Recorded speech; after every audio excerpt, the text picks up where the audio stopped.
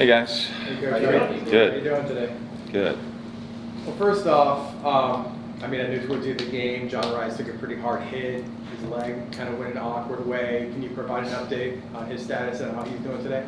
He's getting evaluated, and again, Coach Malzahn's going to address that tomorrow. So he'll address all that. When you look at the position, the quarterback position, Timmy and Dylan, you talked about them before and what they've done. What do they need to do in situations like that, if John goes down and stuff like that they need to step up and be able to and help out? No, 100%. And the thing is that I've been really grinding, and as a staff, we've been grinding on Timmy McClain to really become. I mean, that's what I've talked to you guys about becoming a true quarterback. You know, he's in his past he's ad-libbed a lot, and he did that when he first got here in the spring, and he has really done a very good job this fall camp of grinding through the details of playing quarterback. And you know, we've been hard on him about that, but you got to see him play some at against Kent State, and he has improved tremendously with all that. And I tell him he's one snap away, ready to go. And his practice habits and his work ethic off the field, and the asking questions and dialed in meetings and doing everything ready to go play. He has again done a great job this week preparing to play. And in pregame warmups, he was spinning it really, really well. And so I'm excited about where he is. As the number 3 quarterback, where Dylan is right now. Dylan has not gotten. You don't get as many reps in practice, and that's with everybody in college football. Your number 3 quarterback, just doesn't get as many reps, and you try to get him in to be ready in case you get to that situation, which I have before in my career. I've had, where the 3rd guy's got to go play. I've had it where the 4th guy's got to go play. So, I've had it where our wide receivers got to play quarterback. But the bottom line is that, we got to do what we got to do to get those guys ready when it's their time. You had only just 1 3 and out. You were able to move the ball down the field a lot, but you were 1 of 5 in the red zone. What do you need to see execution-wise to clean it up? Well, one of them was at the end of the game, so we kicked the field goal. So that was one of those situations. But the interceptions, and again, those weren't interceptions; they were tip balls that were thrown pretty darn good. And ball security comes down to also the discipline of making the catch. And we got to catch the football when we have it in our hands, especially in the red zone when it gets tight windows, different situations. We got to catch the ball, and that would have definitely equaled points 100% for us instead of 2 turnovers. The thing that hurt us last year at UCF was turnovers in the red zone, and it hurt us with our stats in the red zone, and we said we have to improve on that. Our ball security all the way around at every position has gotten tremendously better, and I was excited to see us in critical situations in that game really hold on to that ball when they were a team that really did a good job stripping the ball and making turnovers happen, and that's what Boise's known for. So, again, in the red zone, we've got to go score touchdowns and continue to get better at that. During fall camp, I don't know if there's a percentage per se, but what sort of exposure did Timmy have running with the first team? Oh, we mixed him in with the first team. Again, not a ton, but he got reps with the first team, especially in scrimmages, because John Rhys went the first half of the scrimmage with the gold, and we put Timmy with the gold. And we took out different players at situations, so he's done that before, obviously, and so he's had reps with them and all that. But so it's a situation where again we roll quarterbacks all the time, and I got John Rhys with the 2s because he's got to go play with those guys sometimes also. Colton obviously had a really good day yesterday. The game winner, 50-yarder, 55-yarder. Obviously, you won't have elevation to maybe help in the future. But how much does having a kicker who's reliable from distance change? Maybe how you think about what plays to call when you get closer to that range, or what kind of relief does that give you? It doesn't change play calling at all. It doesn't change. When I say that, it's just we know his yardage. Like we know right now he's he's money from this yard line, and when we cross that, we know we have a great possibility at 3 points, and now let's go get 4 more, and that's what we think about. We don't think about, we want to go score every time we get down there touchdowns. We don't, but we do know, and it was being talked about, and we did that in our 2-minute drill. Coach Malzahn put us in harder situations in camp where we had 1 minute and 5 seconds and 1 timeout, and he started us on the 20-yard line and said we had to go down and kick a field goal to tie the game, and so we were in those situations quite a bit, and that's the situational football that we talked about during camp that he put us in. And sure enough, it came in the game 2 that we needed to go do that, and we had 148 with 2 timeouts. So I was like, that's a lot more than 105 with 1 timeout. So it was, we practiced against hard situations, and it paid off, and we went down and got him in position to go make the field goal.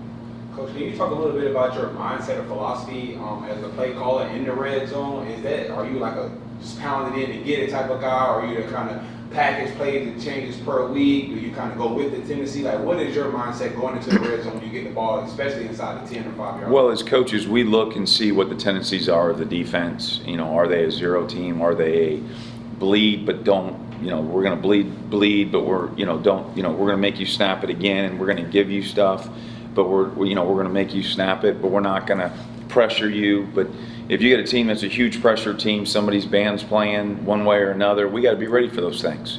So that determines what your play call is. And there's different philosophies from different defensive coordinators on what they do in the red zone and who they are.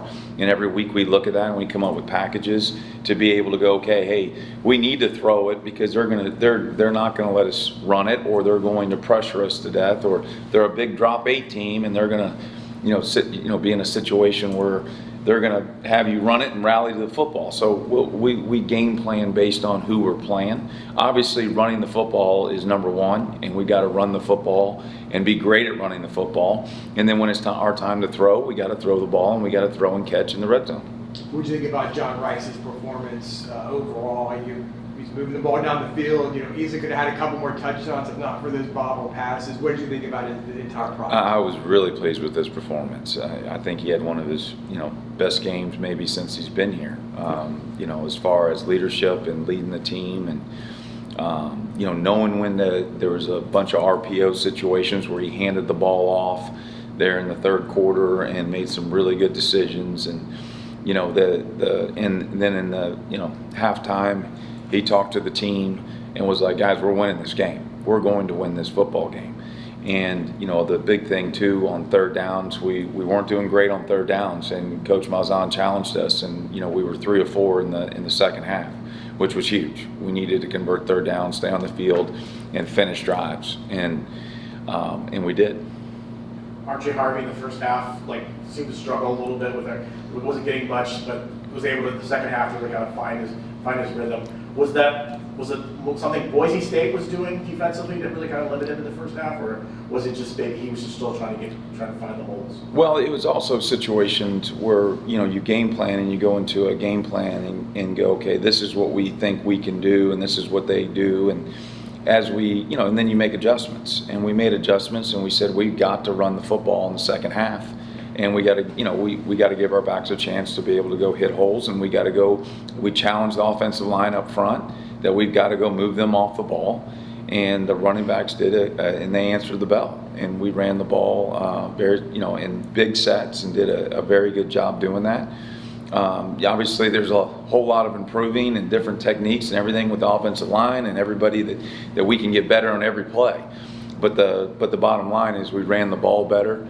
And we ran at them, and that was the biggest change at that halftime adjustment. And we did what we needed to do to go win the game. But at the end of the day, you always make adjustments based on kind of what you're thinking in the game plan. And again, we had a very aggressive mentality. Going into the game plan of throwing the ball down the field, like I've always said, shots, and then running the ball and RPOing and doing the things that we do. And then in the second half, we did a little bit more big sets and ran the ball right at them. And our running backs did a phenomenal job of finding the holes and Johnny did a very good job. He made some big runs, and again, the discipline, attitude, toughness, and effort, and everything that we do is so important.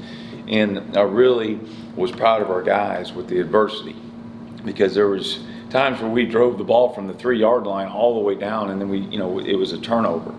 And you didn't see anybody pointing fingers. Nobody did anything. We were on the sideline. We were all together in a hostile environment, and they didn't flinch. That's the bottom line. They didn't flinch. They're like, hey, let's put the ball down. Let's go do it again. Let's go do it again. And that's what we did. And again, we had to go do it too at the very end of the game. Late in the game, it looked like John Rhys was sliding and he got hit. There was a review for targeting. Did you guys get an explanation for the no call there? I did. Coach Malzahn can address that in the whole deal. I didn't get any explanation with any of that. So. And did you like his ability to get down more during the game? Yeah, and he was trying to get down in that situation, and it was he slid late, in the guy hit him, but the bottom line is that Coach Malzahn can address all that, because I was not down on the field at that time. I was going to ask about that play too, considering that there's the element of not wanting to give Boise extra time by going out of bounds and by trying to get as close as you can for Colton to kick a field goal. Did you think that he made the correct decision in that sense? No, we wanted him to get out of bounds, and I think he was thinking the angle of the tackler was going to keep him from getting out of bounds, and he was thinking in his mind at the last second slide, where you just go run out of bounds and stop the clock, so we have options. Obviously, this year you're going to be introduced to a lot of new stadiums and a lot of new environments that everyone in the program is not familiar with. How important was it to go into a hostile place and a tough place to play like Boise and just kind of get a feel for what it's going to be like week to week? Yeah, and we brought it up during training camp, and we said, guys, we got to be road warriors, and there's going to be all different kinds of fields, there's going to be all different kinds of stadiums, there's going to be all different kind of weather, there's going to be all different kinds of things, and we don't let any of that stuff bother us, and be who we are, stick together, don't flinch, no matter what happens during those games. And the bottom line is, again, go do our jobs and go execute. And there's going to be some games that could be high scoring, huge games, and situations where we got to throw touchdowns every single time or whatever the situation is. But the bottom line is we got to find a way to win on the road in hostile environments, and we did that. And that was a big test, and the adversity that you go through of that feeling of being a 1-point game and we're right there to go score, to go up, and it doesn't happen, and to come back and don't flinch and just be guys, it didn't happen, but look, as soon as we get the ball back, we're going to go down there and go score. We're going to go find a way. Coach, can you talk about some aspects of Timmy McClain's game that you really like, and some things that you feel like he can get improved on, and some things that you'd like to see if he has to take that snap and lead the guys this week? Yeah, the thing with Timmy that he's improved on, he is a very accurate quarterback down the field. And he has sat in the pocket and done a very good job of going through his progressions, and has improved tremendously from January till now, and understanding where to go with the football. And in the spring, where he was in the spring, he wasn't ready. He just wasn't.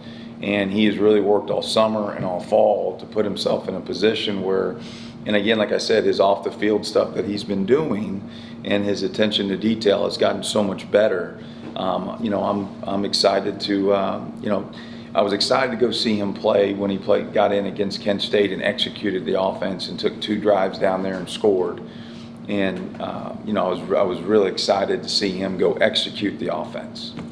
How's the cohesion of the offensive line coming together? I know there was some false start, some movement and stuff. How is that unit kind of coming together with some new player starts? And again, we got to continue, and I said get better from week 1 to week 2, and we got to get better from week 2 to week 3. Bottom line, and the offensive line, there was a lot of good things that did improve, and there's some things we got to continue to work on.